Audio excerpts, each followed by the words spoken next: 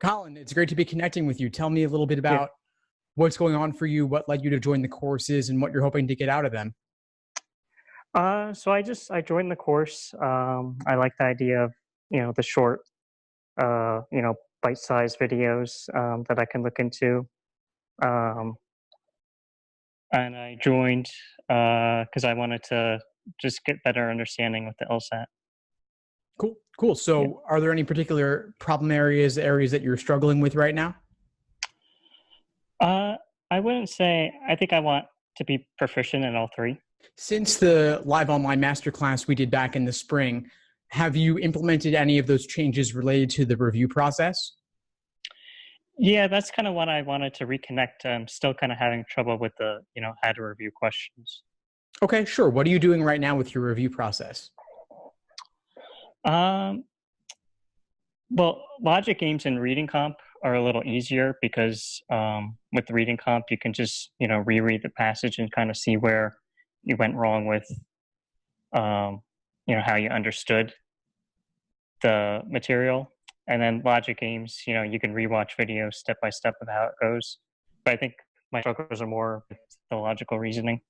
Okay, so with the logical Yeah. reasoning, why don't you describe to me a little bit of what exactly your review process is right now?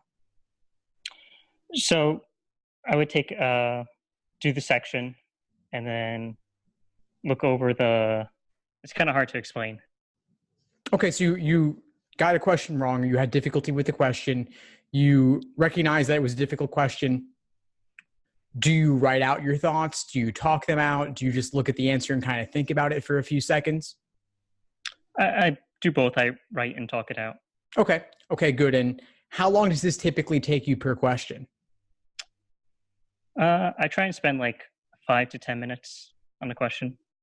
Okay, and is this are you focusing on the answer choices, the question stem, the stimulus, all three, or is there one in particular? I think it's the answer choice. I think that's kind of what draws you to see like what you got right and what you got wrong.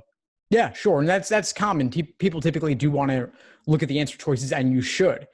But it's just as important to look at the stimulus as well, because your misunderstanding may have stemmed from something in the stimulus.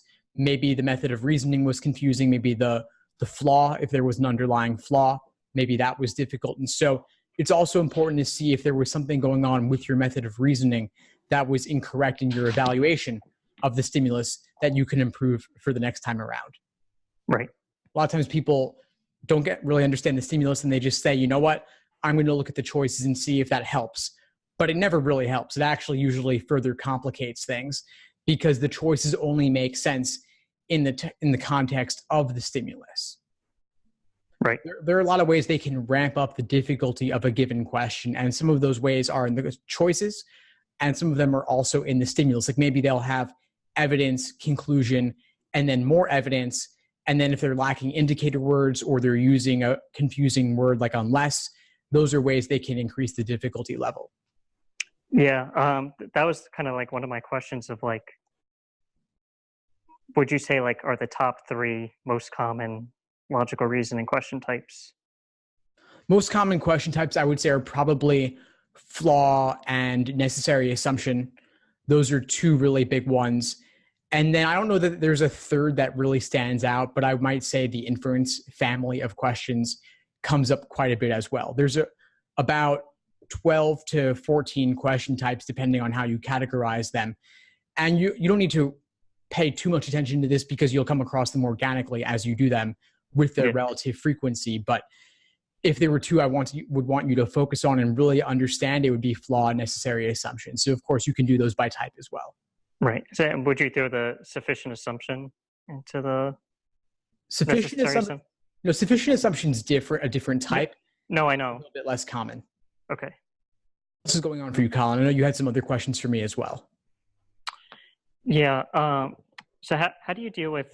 I guess I took the June LSAT and the reading comp kind of like I thought I wasn't as prepared for it.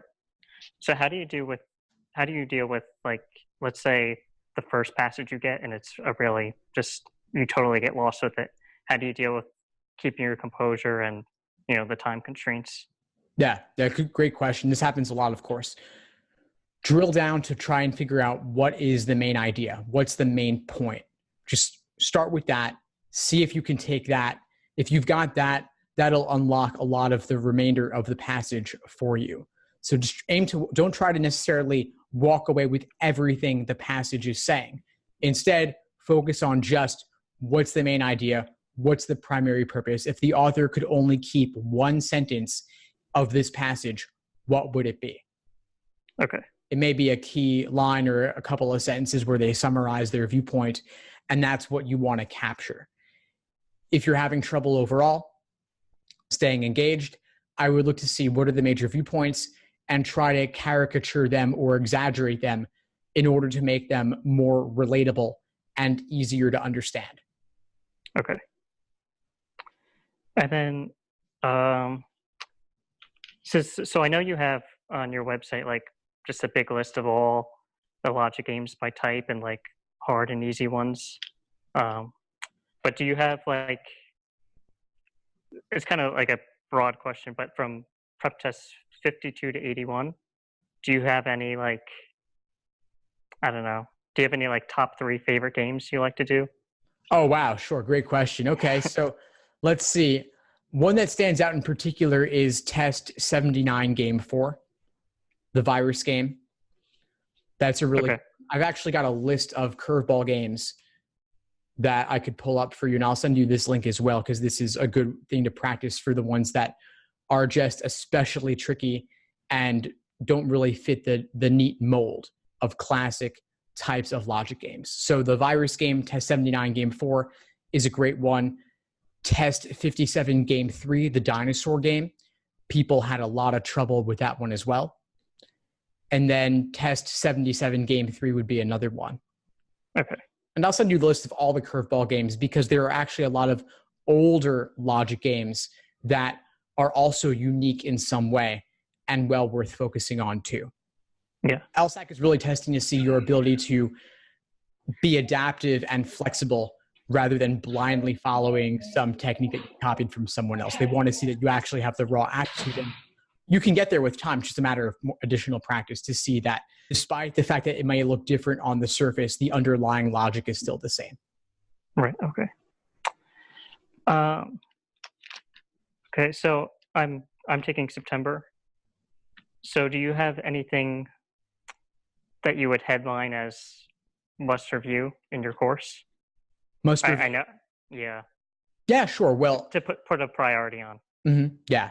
If you've already got a fairly strong foundation, which I think you do, I don't think you need to spend as much time on the foundational lessons. For you, I would focus more on the foundational lessons specifically in any particular weak areas. So maybe if reading comp was an area of struggle, you could review the foundational lessons in reading comprehension specifically. You could also review some of the videos from my classes here in New York, where I'm walking through recent LSAT problems from tests in the 70s. Right. So I would encourage you to look at those as well, because I've been teaching classes every month for the past 6 months, focusing on those exams. And so you can catch the recordings of those explanations and those discussions with students inside the course as well. So I'd say that those are the best areas for you to focus. I would also say the master classes are definitely worth reviewing. I know you attended most of them, if not all of those live, but any that you didn't, I would suggest rewatching as well, just to make sure that you really got the concepts. Okay.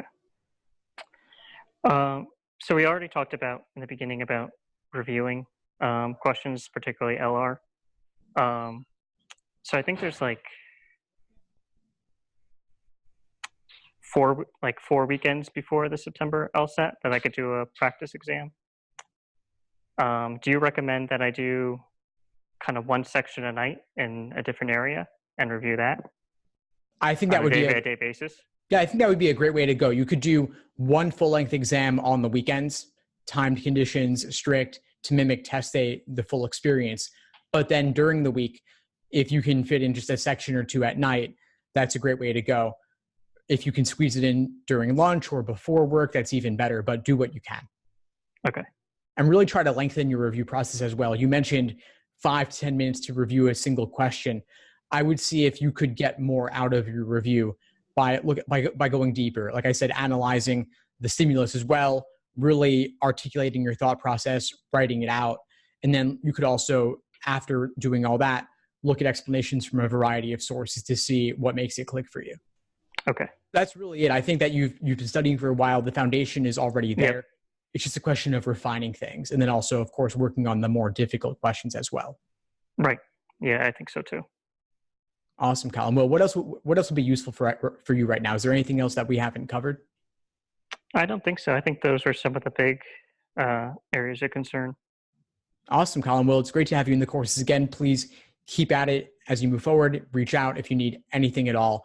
I'm also running live classes virtually every week. And so I'd love to have you in those classes. If you have any questions or you can't make it, just submit your questions in advance and I'll do my best to cover them in class as well. Okay.